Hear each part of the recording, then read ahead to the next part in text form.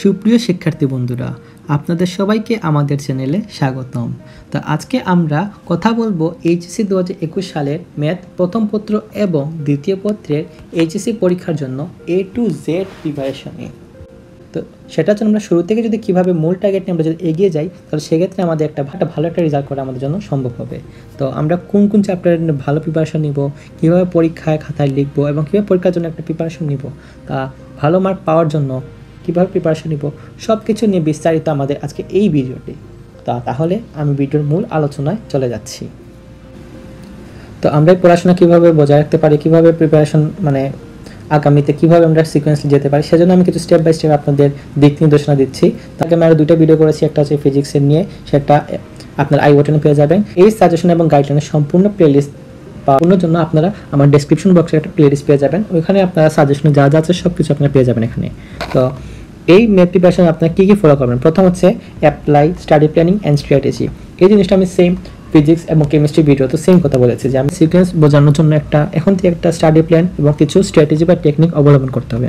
তো এখানে প্রথম হচ্ছে কনসেপ্ট ক্লিয়ার, যে আপনার কনসেপ্ট ক্লিয়ার না থাকলে যেহেতু ম্যাথস করতে পারবেন না। অনেকে বলে যে ম্যাথস মুখস্থ করে গেলেই হয়ে যায়, বাট এখানে কিন্তু কনসেপ্ট কিন্তু আপনার মাথায় রাখতে হবে। দেখুন আপনি যে ভ্যালুটা যদি চেঞ্জ করে দেয় বা সিনারিওটা চেঞ্জ করে দেয়, সেক্ষেত্রে আপনার কনসেপ্টটা ক্লিয়ার না থাকলে আপনাকে ধরা খেতে বাধ্য। তো সেক্ষেত্রে আপনার কনসেপ্টটা অবশ্যই ক্লিয়ার রাখতে হবে। সেখানে হচ্ছে ফিল আপ দ্য গ্যাপস। এটা ঠিক, যদি আপনি যদি এখন অনেক কিছু লেকিংস যদি থেকে থাকে, সেক্ষেত্রে আপনারা যত সম্ভব আপনি এটা পূরণ করে নেন। আপনার যদি করেন কীভাবে ক্ষেত্রফল নির্ণয় করতে, ওই জিনিসটা আপনার এখনও সমস্যা হচ্ছে, বা কনিক্সের কিছু একটা আপনার বেসিক একটা প্রবলেম আছে। তো ওইগুলো যা যা সমস্যা আছে ওগুলো আপনি একটা খাতা নেবেন এবং কলম নেবেন, সেগুলো আপনি নোট ডাউন করবেন। আর বই অবশ্যই দেখবেন যে কোন কোন জায়গায় পারেন বা কোন ম্যাথ পারেন না। যে ম্যাথটা পারেন না ওটা আপনি দেখে 2বার করবেন, না দেখে 3বার করার চেষ্টা করবেন, এবং এটা 1 সপ্তাহ 2 সপ্তাহ পর আবার নিচ থেকে করার চেষ্টা করবেন। তখন যদি নিচ থেকে করতে পারেন, এটা হচ্ছে আপনার সফলতা, যে আপনি কীভাবে গ্যাপগুলো ফিল আপ করছেন। তাছাড়া আপনি কোনো অনলাইন বা অফলাইন ইনস্ট্রাক্টরের কাছে হেল্প নিতে পারেন। তার জন্য আপনি হেল্প করবেন, আপনার জন্য কনসেপ্টটা বোঝাবেন, তো সেগুলো আপনার ম্যাথগুলো একটু ভালো করে বুঝে নেবেন। তো ফিজিক্স বা কেমিস্ট্রি যেহেতু আমি বলেছি হুবহু বই থেকে আসে না, সেখানে কনসেপ্ট বা বেসিকগুলোকে নিয়ে কাজে লিখে করতে হয়। বাট ম্যাথের ক্ষেত্রে বলা যায় যে আপনার যে টেস্ট পেপার রিসেন্টলি তো 10 সাল থেকে সৃজনশীল আসছে, তো 17 থেকে 19 সালে যে বিগত 3 বছরের যে কোয়েশন আছে ওগুলো যদি আপনারা ফলো করেন, তো একটা প্যাটার্ন পেয়ে যাবেন কীভাবে কোয়েশন আসে। আর বিশ্বাস করবেন না যে প্রতি বছর কিন্তু একই রিপিট বা একই সিকোয়েন্সে কিন্তু কোয়েশন আসছে। বাট যে আপনি যদি সরলরেখা কোন জায়গায় বেশি কোয়েশন আসছে, সেগুলো অবশ্যই আমি যে বোর্ড কোয়েশন যে সলভ করাচ্ছি আমার চ্যানেলে, ওগুলো আমি ভালো করে ডিটেলস বলে দিচ্ছি যে কোন কোন অংশ পড়তে হবে, কোনগুলো না পড়তে হবে। তাছাড়া প্রতি সাবজেক্টের সাজেশন ওয়াইজ ভিডিওগুলো আসবে, তো সেগুলো একটু অপেক্ষা ধৈর্য রাখতে হবে। তো 3 নম্বর হচ্ছে টাইপ ওয়াইজ ম্যাথ সলভিং।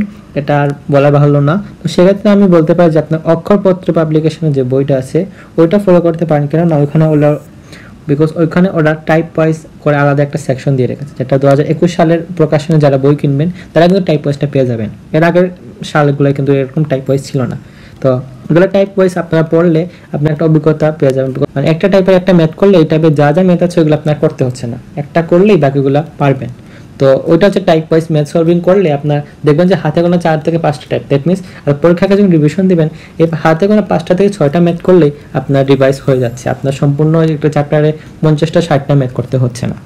এবং 4 নম্বর হচ্ছে মেইন যেটা টেস্ট পেপার। এটা আমি আগে বলেছি যে টেস্ট পেপার যদি আপনি 3 বছরে যদি ভালো করে আয়ত্ত করতে পারেন, যা 3 বছর না, আপনার বোর্ডে যেগুলো আছে, তারপর ক্যাডেট বলেন বা স্কুল কলেজ যা প্রশ্ন এসেছে, এবছর না 2020 সালে যেটা আপনাদের 2020 সালে যেটা আছে ওইটা যা স্কুল কলেজে আসছে সবগুলো যদি সলভ করে ফেলেন, আপনারা দেখবেন যে কোয়েশন কত রিপিট আসে, এক কোয়েশনই আপনি বারবার করে আসছে। তো এখানে আপনারা একটা ভালো আইডিয়া পেয়ে যাবেন কীরকম কোয়েশন আসছে বা কীরকম কোয়েশন আগামীতে আসবে। আপনারা এখান থেকে ভালো কনসেপ্ট একটা ধারণা পেয়ে যাবেন। এবং 5th নাম্বার হচ্ছে রিভাইজ। এটার বলার কিছু নাই, যে আপনি যদি রিভিশন না দিয়ে যদি পরীক্ষা দিতে যান, সেক্ষেত্রে আপনি কীরকম সমস্যা হবে আপনি একবার দিয়ে দেখবেন, তাহলে বুঝতে পারবেন। এবং 6 নম্বর হচ্ছে মডেল টেস্ট। অবভিয়াসলি আপনারা সময় ধরে পরীক্ষা যেহেতু দেওয়ার ইচ্ছা এবং অনেকদিন ধরে আপনারা প্রাতিষ্ঠানিক শিক্ষার সাথে সম্পর্কিত থাকলেও বাট পরীক্ষার মধ্যে আপনারা দিয়ে যাচ্ছেন না, তো সেক্ষেত্রে পরীক্ষা হলে গিয়ে যে আপনার ঠিকমতো লিখতে পারবেন তার কোনো গ্যারান্টি নেই। তো সেজন্য আপনার অফলাইন বা অনলাইন যা যেখানে পারেন সেখানে একটা মডেল টেস্ট পেয়েছে আপনারা ভর্তি হয়ে যান। এতে কিন্তু আপনার টাকাগুলো প্রফিটটা কিন্তু আপনারই হবে। বই রিকমেন্ড করছে যে অক্ষরপত্র পাবলিকেশনটা পড়তে পারেন। হ্যাঁ, টেস্ট পেপার জন্য আপনার পাঞ্জেরি পাবলিকেশনে যেটা আছে ওইটা ফলো করতে পারেন। তো দ্বিতীয় হচ্ছে ফলো সাম সিলেক্টিভ চ্যাপ্টার্স। তো অবভিয়াসলি জানেন যেহেতু আমাদের 8টা সৃজনশীল থেকে যে কোনো 2টা দিতে হচ্ছে, তো যে কোনো আমি ভালো করে 2টা চ্যাপ্টার বা 3টে চ্যাপ্টার পড়লেই কমন হয়েছে।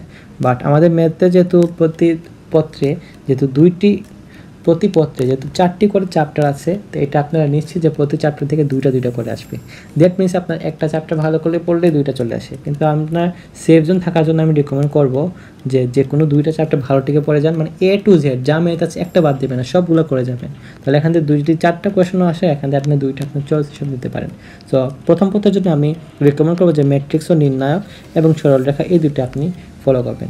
ম্যাট্রিক্স থেকে একটা হুবহু সৃজনশীল আসবে, এখানে খ নাম্বার থাকবে ক্রিমানি পদ্ধতি, ঘ থাকবে এরকম বিপরীত ম্যাট্রিক্স নির্ণয় করো, এবং নির্ণায়ক থেকে একটা সৃজনশীল আসতে পারে, যেহেতু এখানে 2টা সৃজনশীল থাকার কথা।